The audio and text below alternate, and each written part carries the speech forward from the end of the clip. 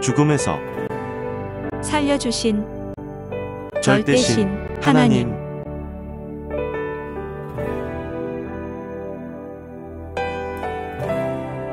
죽음에서 살려주신 하나님, 성령님, 성자와 예수님께 감사드립니다.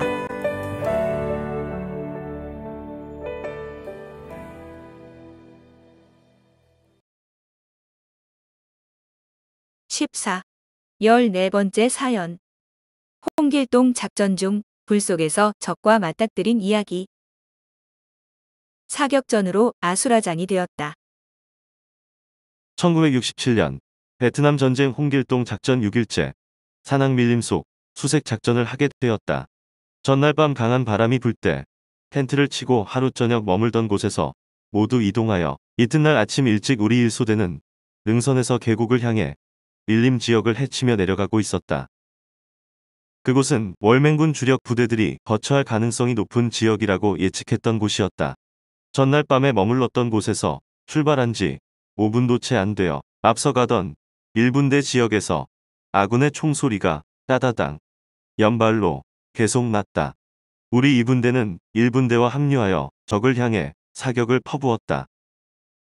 최희남 소대장은 표범 같은 동작으로 재빨리 뛰어내려와 큰 바위에 올라 작전 지휘를 하기 시작했다.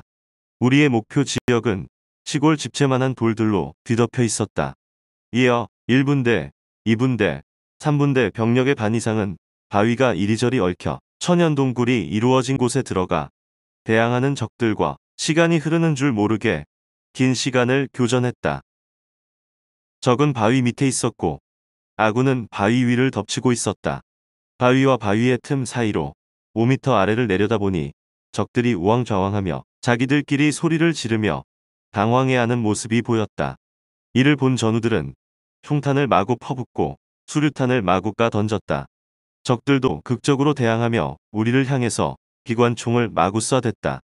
바위 밑에서 뻥 뚫린 곳으로 월맹군들은 우리를 향해 총을 마구 쏘았다. 여기저기서 소리를 지르고 난리였다. 그야말로 아수라장이었다. 굴 속에서 만난 적과 서로 총을 겨누다. 하나님이 살려주셔서 적을 생포할 수 있었다. 나는 유탄 발사기 총을 소지하였기에 쏘지 못하고 있었다. 유탄 발사기는 40mm 유탄을 400m 먼 거리까지 쏠 수 있는 반면 유탄이 처음에는 몇 번 회전하며 날아가야 뇌관이 작동하므로 40m 내의 거리에서는 쏴도 기능 발휘를 못하고 내게 파편만 튀기 때문이다. 그래서 이 교전 상황을 소대장 바로 앞에서 지켜보다가 잘못하면 아군 총에 맞아 죽을 상황이라 몸을 은폐하려고 큰 바위 쪽으로 자리를 빨리 옮겼다. 천연동굴이 있어 몸을 웅크리고 바짝 긴장하여 바깥쪽 굴 안쪽을 경계하고 있었다. 적군과 계속 교전 중이라 화염이 자욱하여 짙은 안개가 낀 것 같았다. 적이 어디서 나타날지 알 수 없으니 예리한 정신으로 계속 한 눈은 굴 안쪽을, 한 눈은 바깥쪽을 쳐다보고 있었다. 1초도 한눈을 팔 수 없는 긴장된 순간이었다. 이때 나는 천연 동굴 바위 밑으로 3에서 4m 들어간 위치에 있었다.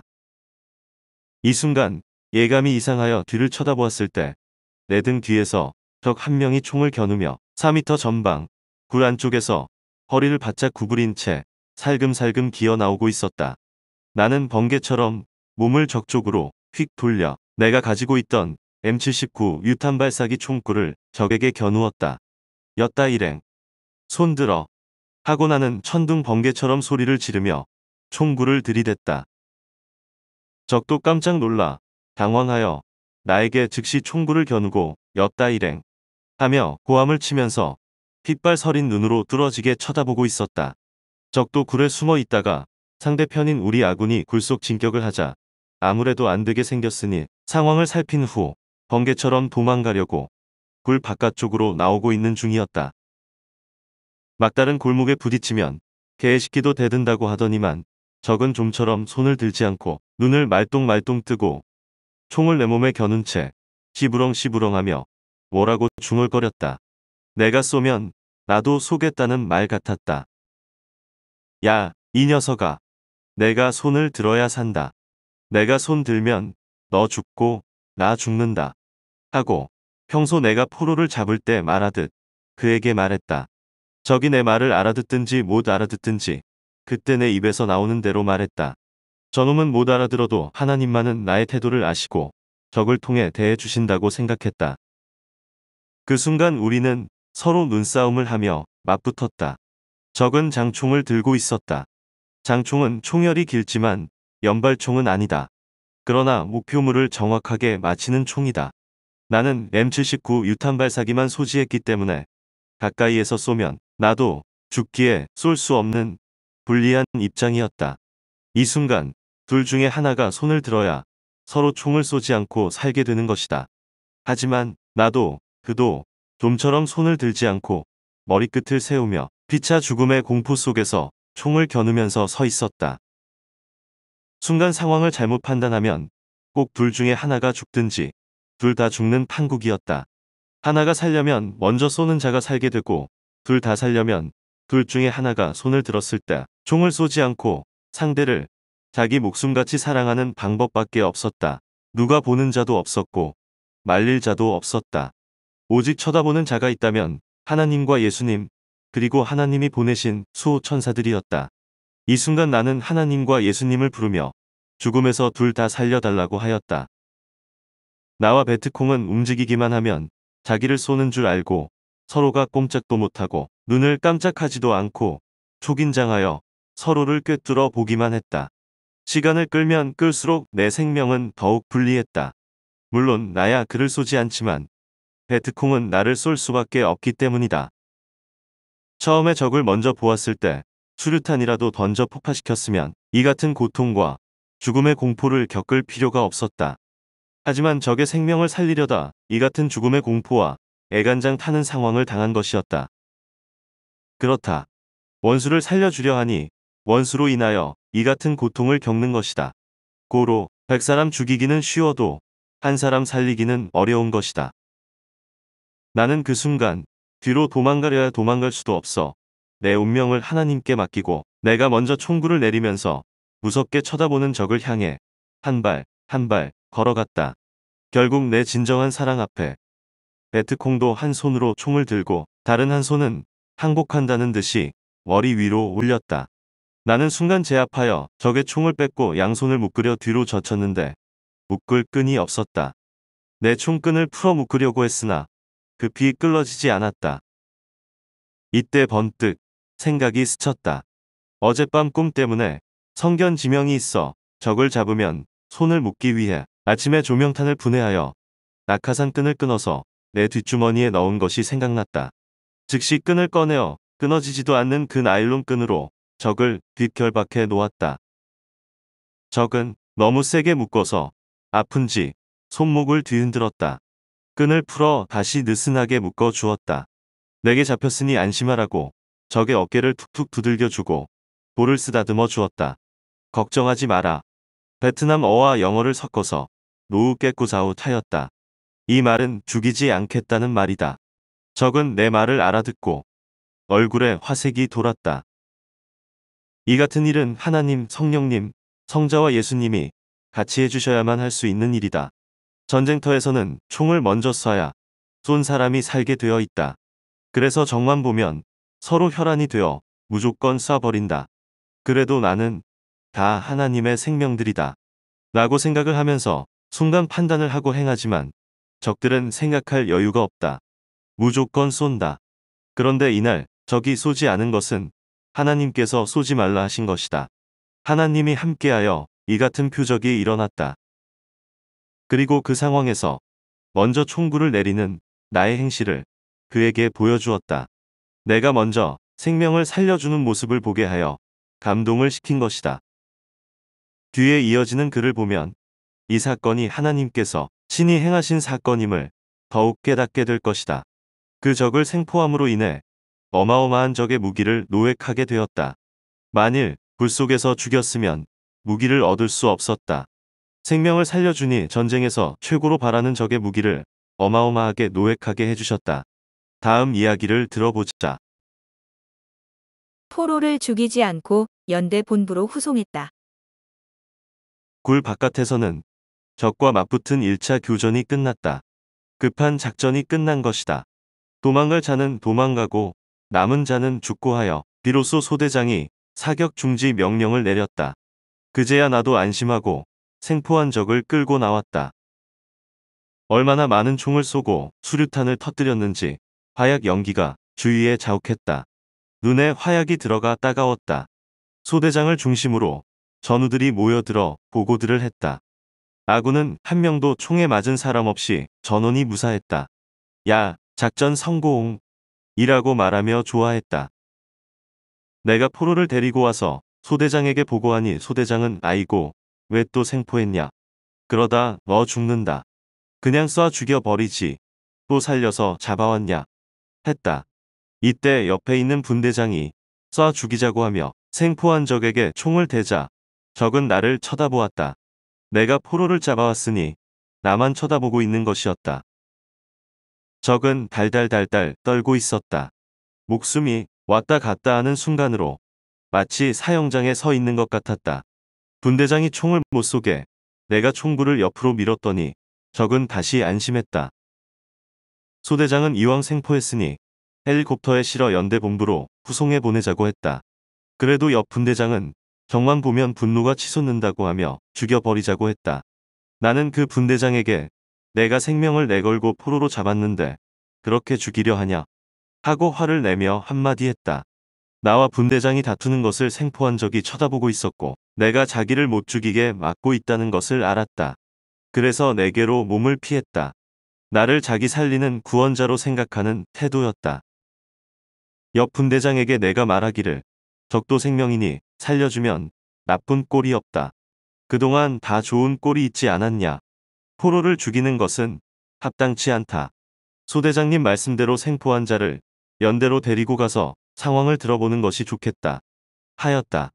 내가 반발하며 강하게 말하니 그 분대장도 옆으로 갔다. 나는 이 분대 소속이라 내 분대장이 따로 있고 또 소대장이 연대로 후송하자고 말한 것도 있으니 더 밀어붙여 말했던 것이다. 하나님이 나와 함께 하시니 나는 담대하게 행했다. 생포한 적은 나를 쳐다보더니 생명의 은인을 만난 듯 눈물을 글썽거렸다. 말은 못해도 진실로 좋아하는 모습이었다. 내가 적한테 다가가서 손을 잡으며 걱정 말라고 했다. 나는 이 사람도 나를 살려줬으니 나도 이 사람을 살려주는 책임을 해야지 라고 생각했다. 그 적은 내 마음을 느꼈는지 아무도 쳐다보지 않고 나만 쳐다보고 있었다. 내가 포로로 잡은 지 불과 30분도 안 됐지만 내가 하는 태도를 보고 나만 의지하는 것 같았다. 다른 사람들은 자기를 죽이려고 하는데 나는 못 죽이게 하니 구세주로 본 것이다. 결국 소대장은 중대장에게 무전을 쳐서 포로 잡은 것을 보고하였고 중대장이 헬리콥터를 불렀다. 약 30분 후에 헬기가 왔다. 줄을 내려서 포로를 매달아 끌어올린 후 헬기는 하늘로 쑥 솟아 연대 본부로 날아갔다. 내가 잡은 포로가 정보를 주어 980정의 총을 노획하게 되었다. 그 후에 소식을 들어보니 내가 잡은 포로는 한동안 우리 연대 본부에 소속되어 있으면서 조사를 받았다고 했다. 한국군에게 자기 부대의 상황을 잘 말해주며 협조해 주었다고 했다. 내가 포로로 잡은 이 베트콩은 일반 전투원이 아니라 적 부대에서 중직을 맡은 자였는데 월맹군 95연대 본부에서 정보를 다루는 사명을 하고 행정일도 했다고 말하며 자기가 알고 있는 엄청난 정보를 우리에게 순순히 전해 주었다고 했다. 하마터면 그가 나를 쏴 죽일 뻔했지만 전쟁터에서 불꽃 같은 눈으로 나를 지켜주신 전지전능하신 하나님이 내 생명을 그날 또 보호하여 살려주신 것을 나는 잊을 수가 없다. 그날 내가 죽였더라면 지금 존재할 수 없었는데 생각할수록 나를 살려주신 하나님께 지금껏 감사할 수밖에 없다. 그때로부터 50년이 지나 한 지휘관의 증언을 자세히 전해 듣게 되었다. 당시 백마 28연대 1대대를 지휘했던 이영우 대대장은 그날 홍길동 작전 중 굴에서 잡은 포로를 신문하여 포로가 무기고를 밝히므로 3중대가 획득한 소총은 980정이었다. 1개 중대가 작전하여 얻은 것으로는 너무나 엄청난 양이었고 이로써 3중대는 노획 무기 980정을 돌파한 첫 부대가 되었다. 그래서 정과로 기록할 때는 다른 부대의 사기도 고려하여 전공을 나눠줘서 각 부대가 같이 노획한 것으로 하라고 상관이 지시할 정도였다. 라고 말했다. 결국 그 총들은 내가 적을 포로로 잡아서 노획하게 된 것이었다.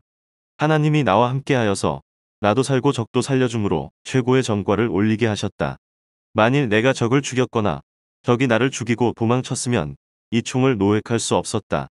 내가 포로로 잡은 베트콩이 적군의 총을 숨겨놓은 동굴 내부를 세밀히 가르쳐줘서 굴 속에 기름칠하여 쌓아놓은 총들을 노획한 것이다.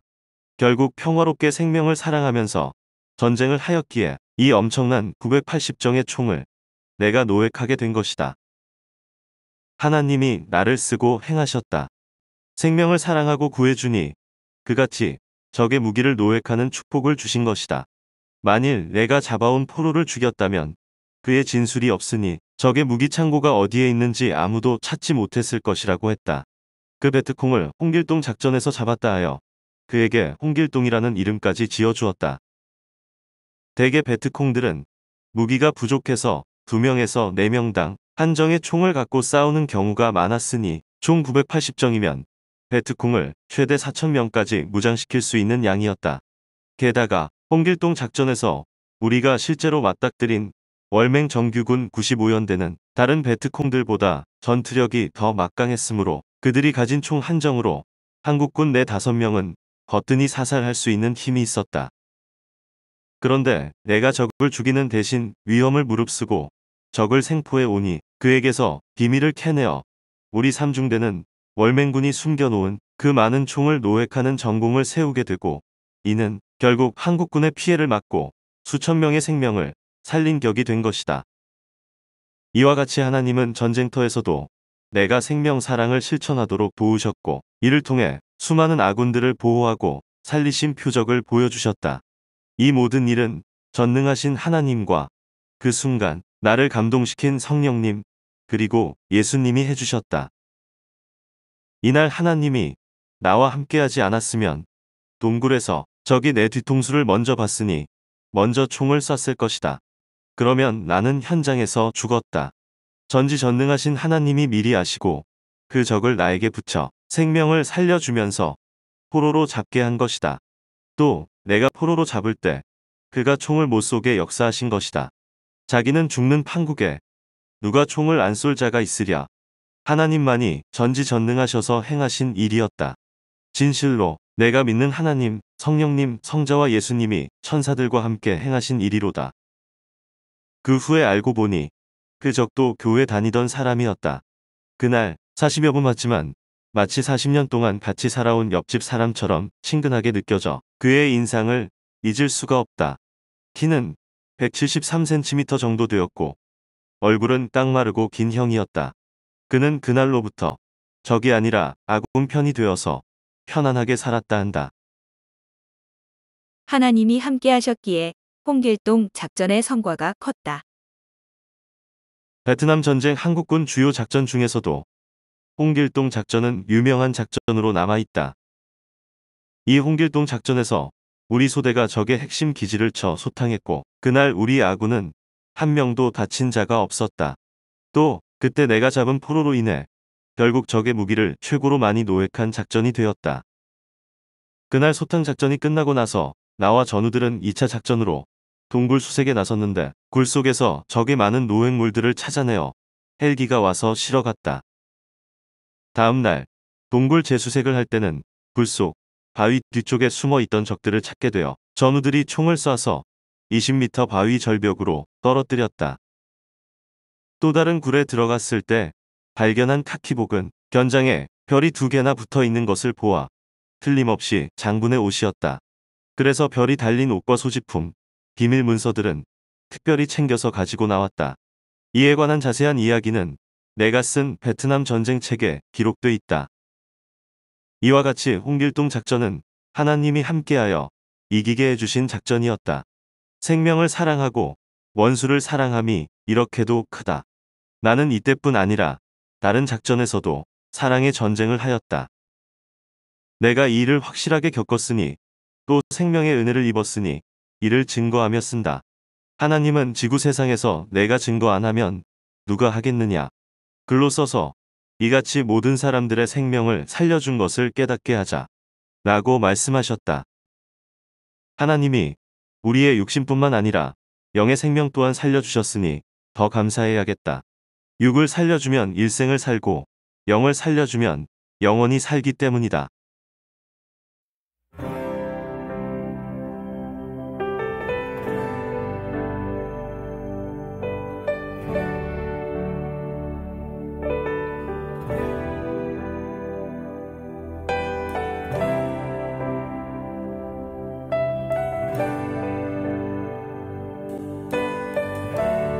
죽음에서 살려주신 하나님, 성령님, 성자와 예수님께 감사드립니다.